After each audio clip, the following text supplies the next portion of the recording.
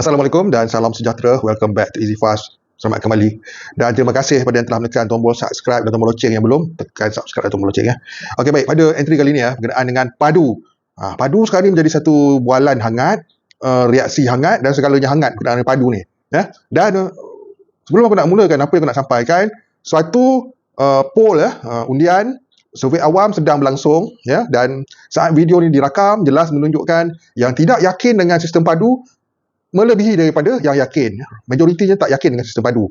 Jadi, korang kena tengok video ni sampai habis sebab aku nak jelaskan kenapa sebenarnya ya, rakyat Malaysia ada yang tidak meyakini sistem padu dan apakah kesan dan akibatnya. Jom kita mulakan. Sebelum video ni direkam ya, aku ada bertanya lebih kurang dalam 30 orang ya. Dan ya, aku dapat feedback yang menarik yang aku nak kongsikan ya. Kenapa sebenarnya ramai tidak mahu mengisi ya dalam sistem padu ya. Okey. Yang pertama ya, aku boleh letak yang pertama lah yang ni ya. Yang paling utama ya, kenapa rakyat kurang yakin pada sistem padu ialah tiada akta PDPA ya yang termaktub di dalam padu. Benda ini jelas dinyatakan oleh YB Rafizi Ramli bahawasanya padu tidak tertakluk kepada Akta Perlindungan Data Peribadi 2010 ya, ujar beliau. Itu satu sebab yang paling utama. Tak ada perlindungan data ya. Benda ini jelas dinyatakan oleh YB Rafizi Ramli. Okey. Dan perkara yang kedua ya, ialah perkara yang melibatkan pengecaman wajah ya, Face ID. Yang mana perkara itu antara perkara yang sangat ditakuti oleh yang tidak mahu mengisi padu ni ya. Dan berbagai-bagai teori dikeluarkan mengaitkan ia dengan perkara-perkara lain ya tentang pengecaman wajah ni ya. Dan itu ya, ada sebab sampingan lain ya yang melibatkan fahaman politik ya. Okey, bab ni aku tak nak sentuh. Fahaman tu fahaman masing-masing, simpan je untuk pilihan raya nanti. Cuma aku nak tegaskan ya, padu ini sebenarnya ya, minta maaf ya, bukan aku nak mempromosikan padu dan bukan aku nak menidakkan padu. Aku cuma nak jelaskan ya bahawasanya maklumat padu ni akan digunakan dan akan berkuat kuasa pada satu masa yang ditetapkan, dan segala bantuan bersasar, subsidi bersasar, semua sekarang ni dah akan jadi bersasar. Bantuan akan jadi bantuan bersasar, subsidi akan jadi subsidi bersasar, pendek kata segalanya bersasar, dan perkara ini memerlukan maklumat yang ada dalam perkalaan data ni, padu. Jadi akibatnya apa pula jika tidak mengisi maklumat dalam sistem padu ni ya? Antara lain berkemungkinan ya, ayat itu jelas dinyatakan ya, tidak dinyatakan confirm, tapi ayat yang acap kali dikeluarkan oleh para menteri ni berkemungkinan dan juga mungkin akan tercicir daripada menerima bantuan dan juga subsidi ya. Mereka tidak mengeluarkan satu kenyataan yang berbunyi sahih, kalau tak isi tak dapat, tapi ayat yang dikeluarkan berkemungkinan tercicir. Jadi aku nak jelaskan ya, sekiranya anda semua tidak mengisi maklumat dalam padu, anda berisiko untuk tercicir daripada segala bantuan dan subsidi yang diterima selama hari ini ya. Kita perlu faham objektif padu ni antara lain ya, untuk mengurangkan bebanan kewangan yang kerajaan perlu tanggung untuk untuk membayar subsidi ya, kepada syarikat minyak, kepada pengilang ya, yang mana barang-barang yang bersubsidi, serta bantuan pula mahu disalurkan kepada golongan yang betul-betul layak saja ya, bantuan bersasar namanya. Itulah sebabnya ya, anda harus isi padu ya. Sekiranya dengar betul-betul sekiranya anda memang memerlukan bantuan kewangan kerajaan dan subsidi ya. Dan perkara ini bukanlah perkara yang wajib dah jelas dinyatakan ia bukan sesuatu yang wajib ya, ia tak wajib. Tapi janganlah mengeluh kalau tercicir, itu saja.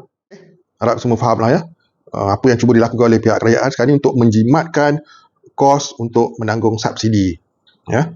Jadi subsidi itu tetap ada, tapi akan disalurkan secara bersasar kepada yang selayaknya menerima ya. Begitu juga dengan bantuan-bantuan kewangan akan dijadikan bantuan bersasar ya, yang mana akan diberikan kepada golongan yang selayaknya. Tapi itulah macam aku cakap tadi, muncul kebimbangan juga. Kalau isi padu nanti tak dapat bantuan. Itu perkara itu akan berlaku sekiranya anda memang tidak berkelayakan untuk menerima bantuan. Setelah dimasukkan maklumat semua, mendapati anda mempunyai pendapatan yang lebih daripada sepatutnya dan tak dapat bantuan. Benda itu boleh berlaku ya. Sekiranya anda mempunyai aset, ada pendapatan sampingan, benda itu boleh berlaku. Yang mana anda mungkin tercicir, tak dapat pula. Walaupun isi tak dapat pun boleh jadi juga ya. Walaupun isi tapi tak dapat sebab anda mempunyai pendapatan dari sumber lain yang banyak dan tanggungan pula sikit, membolehkan anda jadi tak dapat. Manakala yang berpendapatan tinggi tapi tanggungan hutang yang banyak, anak yang ramai, mereka pula boleh dapat, berkemungkinan boleh dapat. Jadi kerajaan nak memastikan bantuan itu disalurkan tanpa mengira orang cakap paras pendapatan tu. Kadang-kadang pendapatan tinggi tapi tanggungan hutang yang banyak, anak yang ramai. Jadi tolak, tinggalnya sikit.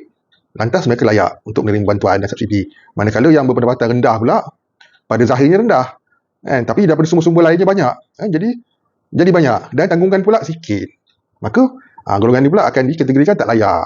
Kena faham Padu ni nak menapis supaya bantuan dan subsidi yang bakal disalurkan kelak sampai kepada golongan yang sepatutnya dan dalam masa yang sama dapat menjimatkan kos perbelanjaan kerajaan dalam menyalurkan subsidi tu. Dan boleh digunakan pula untuk membantu dalam bentuk tunai. Sebab itulah ada dinyatakan bantuan tunai subsidi. Itu duit daripada rolling tu lah tu. Rolling daripada subsidi yang diberi kepada orang yang layak ada lebihan, dan lebihan itulah yang akan disalurkan pula dalam bentuk bantuan tunai subsidi. Itu dah. Banyak kesan dia. Ada yang baik, ada yang buruk. Jadi masing-masing ada pilihan nak buat keputusan. Cuma aku nak ingatkan, tempoh untuk mengisi padu ni semakin suntuk.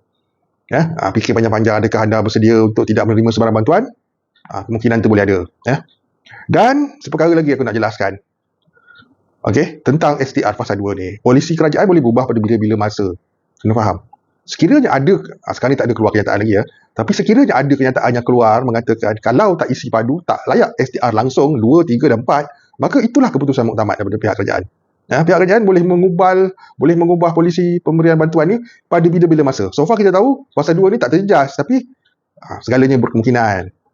Sebab apa yang aku faham, apa yang aku baca, aku lihat, kerajaan menyasarkan sekurang-kurangnya 10 juta yang mengisi ataupun mengemaskini dalam sistem padu ni. So far baru 7.7 juta. Persoalan besar dia, adakah nak tunggu sampai cukup 10 juta baru nak diumumkan sebarang bantuan? Itu kita tunggu dan lihat. Dan mengenai tarikh pembayaran STR fasa 2 kita tunggu dan semakkannya sekali. Tapi the main point dekat sini, padu ialah satu benda yang kita lihat sebenarnya penting untuk golongan yang betul-betul memerlukan bantuan. Dan berkemungkinan anda boleh tercicir kalau anda tak mengisi. Ada pro and con kat situ. Dan seperti awal video tadi, antara sebab mengapa rakyat masih ramai lagi yang kurang yakin dengan sistem padu. Boleh rujuk pada poll yang ada pada community post, lihat sendiri berapa banyak yang percaya dan kurang yakin dengan sistem padu ni. Untuk makluman korang sendiri. Untuk daftar padu, www.padu.gov.my. See you guys in my next video. Assalamualaikum. Bye-bye.